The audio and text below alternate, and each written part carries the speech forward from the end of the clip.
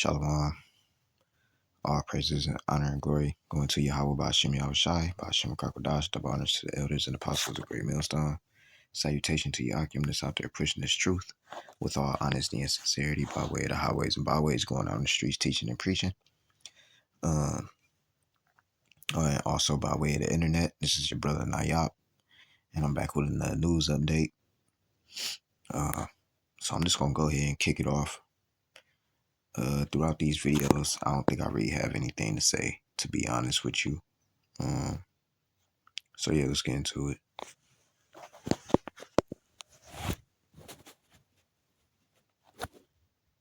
The administration is, as I mentioned in my remarks, is implementing significant policy changes, and particularly trade now is the focus.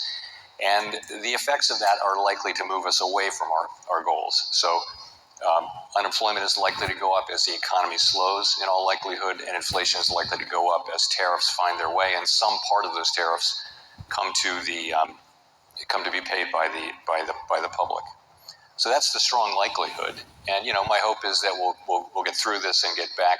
Well, we're always going to be aiming for maximum employment and price stability. That's what we do. I do think we'll be moving away from those goals probably for the balance of this year, and then, or at least not making any progress, and then we'll resume that progress as we can. Look at that. Look at the amount of them. Holy cow. I don't see Hindus or Christians gathering like that. Civil war's coming. Poker prices are set to rise by 50% in the UK this year. And I'm not talking about the Bolivian stuff, I'm talking about Easter eggs, you fucking animals. So you may have already noticed this year that Easter eggs have got much dearer, and they've even got much smaller. Seems to be a common occurrence across a lot of chocolate and snacks and whatever. Tesco have found that a white chocolate Easter egg had increased from £5 to £6, but also shrunk from 316 grams to 258 grams, meaning the unit price per 100 grams had gone up by 47%. And they expect this to get worse over the coming years, with a prediction of a further 50% increase next year. And can you guess what is getting the blame for this? Of course, it's climate change. Of course it's climate change. Oh well, I wouldn't be surprised if they're trying to phase out Easter in some way, shape or form, if you know where I'm coming from, for fuck's sake. Poker prices are set to rise by The island-wide blackout led to gridlock on the roadways starting Wednesday afternoon when traffic lights shut off. By nightfall, some areas were pitch black as people drove through dimly lit streets and others dined in the darkness. You can see police are having to monitor some of the intersections because the traffic lights are out. That's creating some confusion for drivers as they try to navigate all of this. If you're seeing lights on around us, well, likely those buildings have generators. Video from the capital, San Juan, shows more than 160 riders evacuating from a train after it lost power on elevated tracks.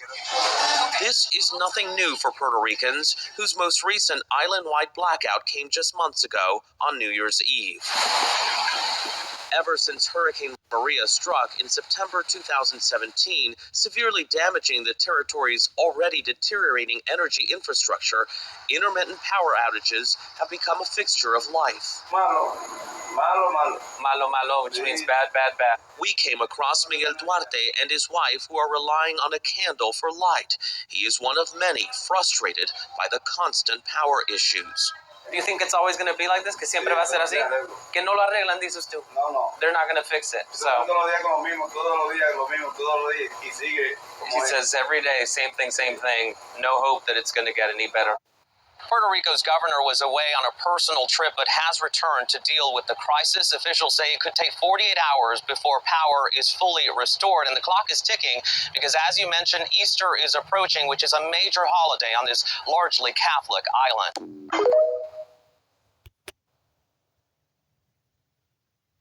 The island-wide blackout led to gridlock on the starting Wednesday after.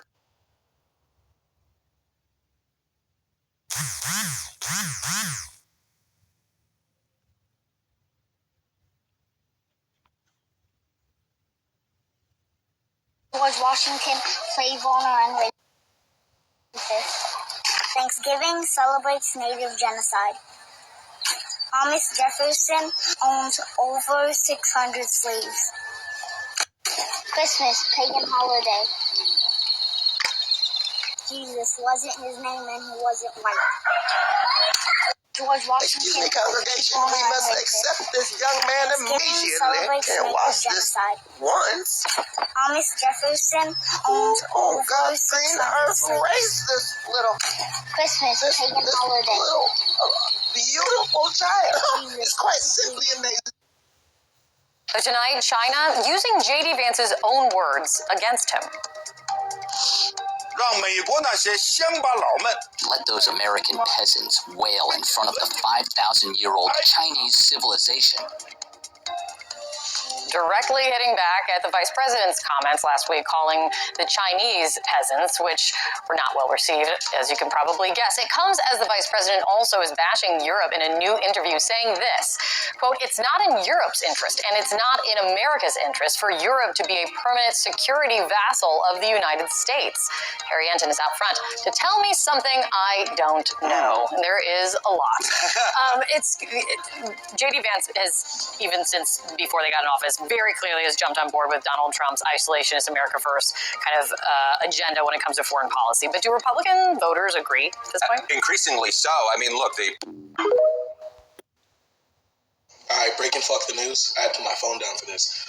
So a 19-year-old Morel, I'm probably going to say his name wrong, Gutierrez, was standing outside of his Bronx apartment with his friends, right, where there was an x-ray taking place. They grabbed him up. His father came outside and let them know, hey, you got the wrong guy. That's not him. And then the ICE agents were informed to take him anyways.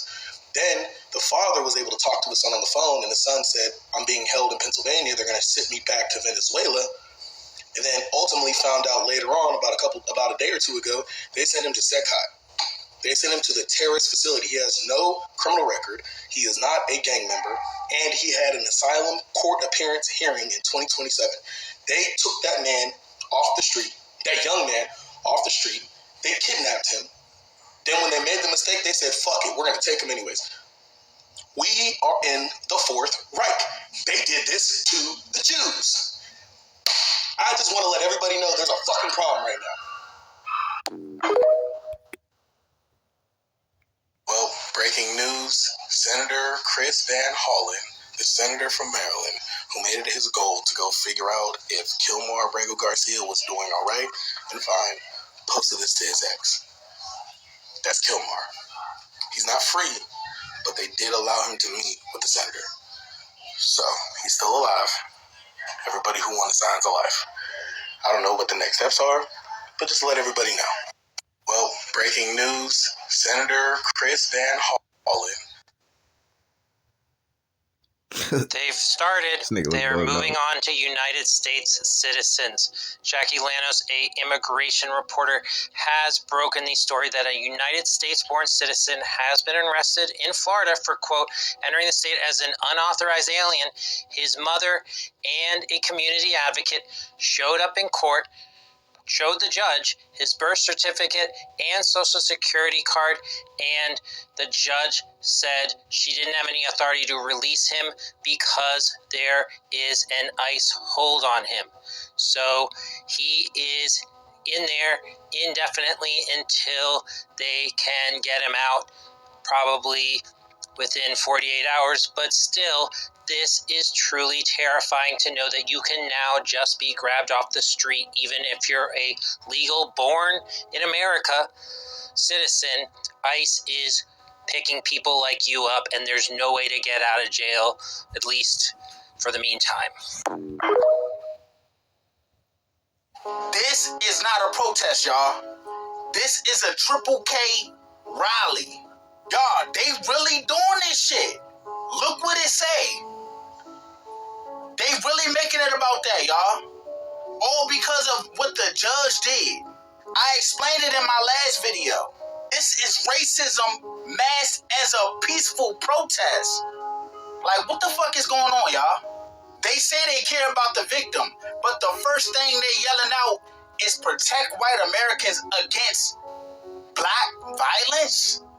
What? They are not after justice at this point. They are pushing division. If you can't see it, I don't know what the fuck you seeing. This right here show you that they're literally using this moment to push their agenda. The Austin Metcalf case deserve attention. I'm not saying it don't. But what don't deserve attention is the way y'all trying to weaponize this race shit. You can clearly see that they trying to start a divide. At this point, they not seeking accountability. They are seeking to ignite hate between the two. Bruh, this game is old. It's 2025 and y'all still trying to use tragedies like this to push y'all narrative. Stop. Y'all let me know what y'all think about this down below in the comments. Okay, we have 3 quick updates for the Karmelo.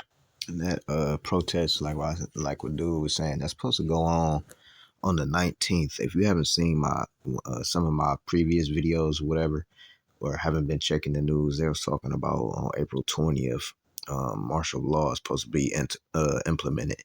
But we don't know until the 20th comes. So the 19th is tomorrow. All right, so yeah. Karmelo and Austin situation. Stay, because it could either gonna make you mad or you're gonna agree. Austin's dad attended the press conference for Carmelo Anthony's parents and was escorted. Oh yeah, this is for fair use, fair use, fair use. It's for educational purposes only, fair use. Out, and the representative said that he's a disrespect to the dignity of his son. Kyle breaks his silence, stating that the left thinks what Carmelo did was self-defense, but what I did wasn't. This has caused more controversy and division on Twitter. Carmelo mom had this to say too. False accusations that have been said about us, especially over the past week, has been overwhelming. Basically, she's calling out the rumors saying that they have not received the donation money, they have not bought him a new car, showering gifts and all that. And then she also went to give condolences to the Austin family. But this hasn't stopped the back and forth on Twitter, because you still have those saying that it wasn't self-defense, you still have those saying it is self-defense, and then you have those just blatantly straight up saying they don't care about self-defense or none of that. At the end of the day, the situation should have never happened. But I'm just here to report the news. What do you guys think about the situation? Keep it PG-13 in my comments. I'm here in the Leon County Courthouse, where we just got done with the first appearance of Juan Carlos Lopez Gomez, who was detained Wednesday in Florida, and he had charges of entering the state as an unauthorized immigrant. However, he is an American citizen. His mother came to the courthouse, showed his birth certificate and his social security number card, and that still wasn't enough to get him released. The judge just said that she was sorry, and the attorney working for the state said that because he had an ICE hold, he couldn't be released, even if the court didn't find probable cause for his arrest. I'm here in the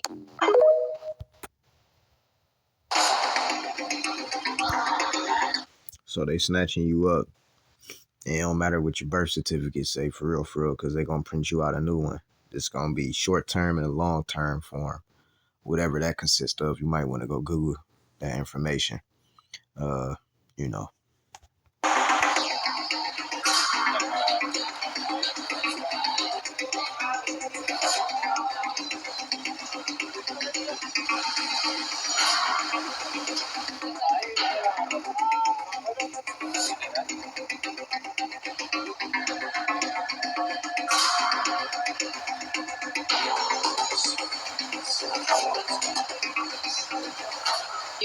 Lamentable y bochornoso, porque esto es una vergüenza para el pueblo de Puerto Rico que tengamos un problema de esta magnitud en la transmisión, ¿verdad? Y que toda la isla se quede sin luz, y esto no puede ser ni es el Puerto Rico que queremos, y yo no voy a permitir que esto, ¿verdad? Siga sucediendo.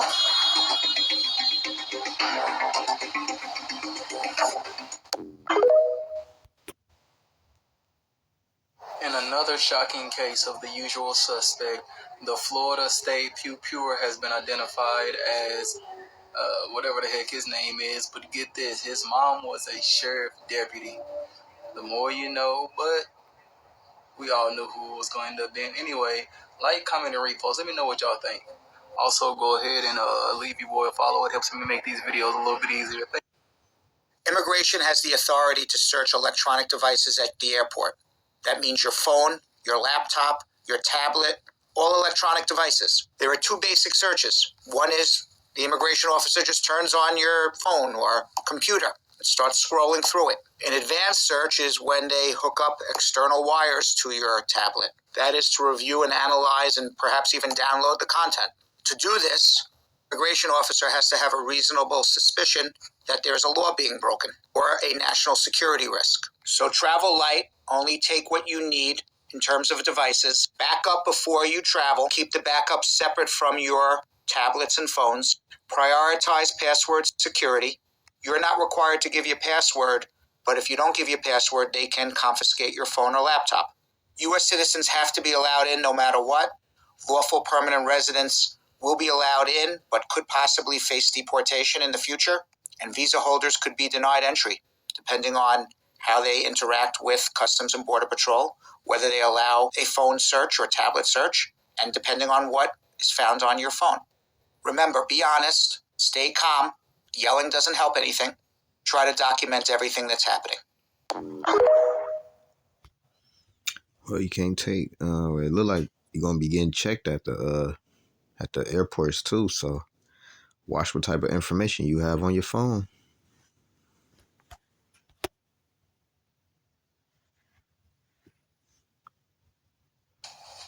My 13-year-old daughter is afraid to sleep in her own bedroom because she's fearful of what may happen to her.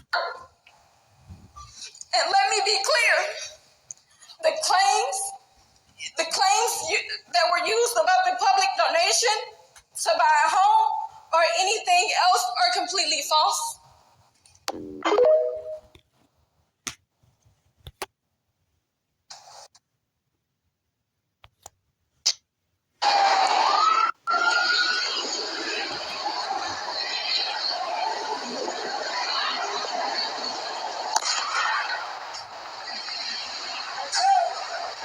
Got it, dude.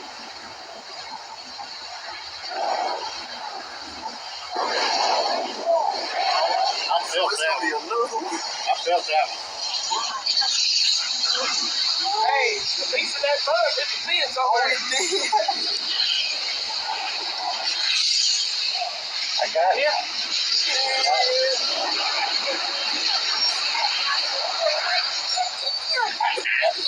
No, I'm going on YouTube.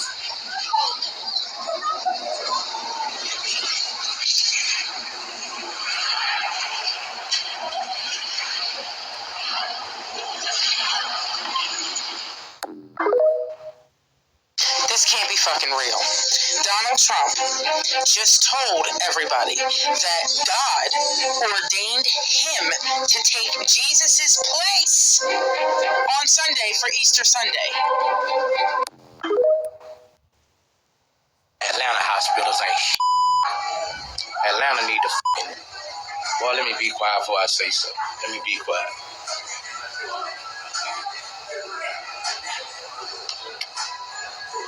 Let me be quiet. I just been bro. I had a bad car wreck last weekend. Every day I've been going to the hospital getting x-rays and they just f***ing over me, bro. They keep telling me ain't nothing wrong and I keep telling them I barely can breathe. I barely can sleep. I mean, I don't know what to do, bro. Keep telling them I'm up, you know. Man, I'm just lost for. I don't know what to do, bro. Like I barely can breathe, bro. Like I went to the hospital in Florida. When I got here. I went before I left. Man, I'm just.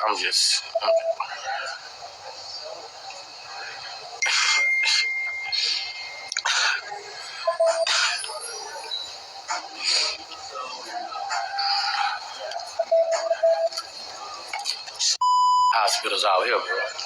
Barely can f***ing breathe, bro. Man, I done went to the f***ing doctor. I done went to the f***ing hospital, got x-rays. They say they don't see nothing. Every time I go to the hospital, they don't. They say they don't see nothing every time I go to the hospital. I'm in there, tears in my eyes, crying, bro. I'm like, I'm hurting. They like, we don't see nothing. Like,